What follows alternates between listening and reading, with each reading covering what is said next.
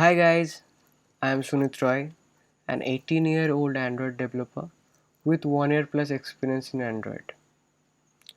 In this tutorial, we will be building UI component using Android's new UI toolkit Jetpack Compose.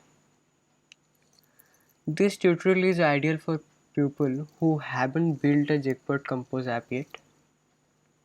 This will be beginner friendly. So if you haven't created Android app yet, and you have a bit knowledge about Kotlin syntax, you can also follow. For this tutorial, you will need Android Studio Canary. I will provide the download link in the description below. So if you have downloaded Android Studio Canary, we can start.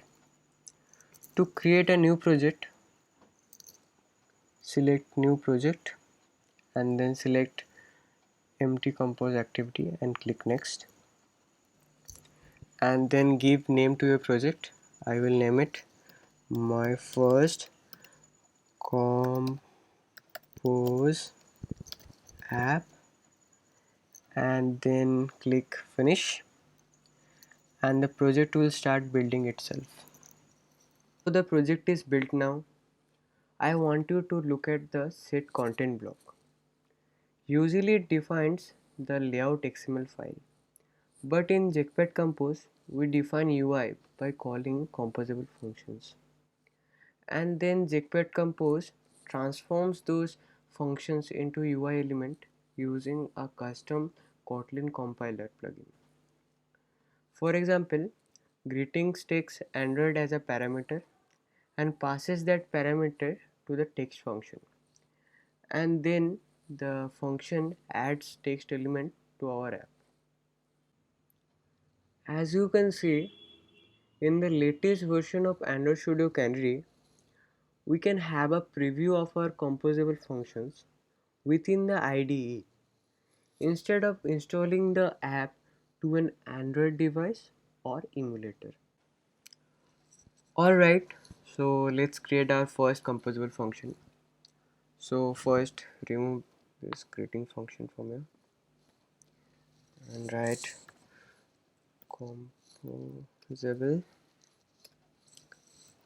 function. We'll call the function welcome as it is your first composable function, and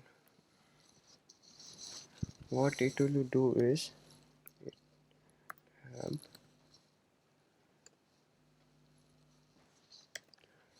a welcome message inside it. Come to Jetpack Compose, and then you need to call it from here.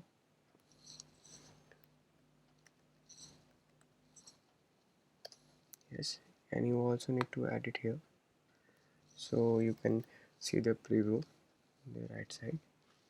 So let's rebuild the preview.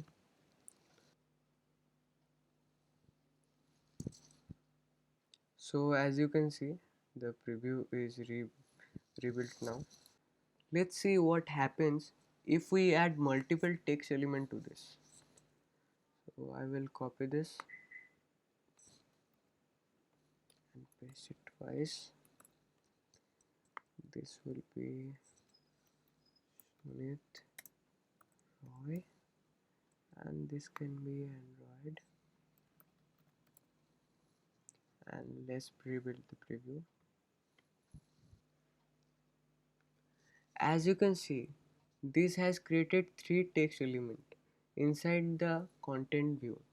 However, since we haven't provided any information about how to arrange them, the three text elements are drawn on top of each other. For this reason, we will be using column function. Column function lets you add elements vertically, much like linear layout.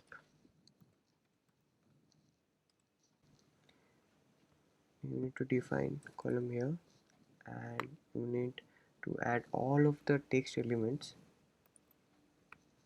inside it and repeat the preview. As you can see, all of the text elements are now vertically arranged. By default, column function adds all the children one after another vertically. You can also add padding around your column. For this, you need to pass a parameter to it, a modifier parameter. Let me show you. Padding. I will keep 16 dp of padding here. Click Alt Enter and rebuild the preview. So as you can see, now your column has 16 dp of padding around it.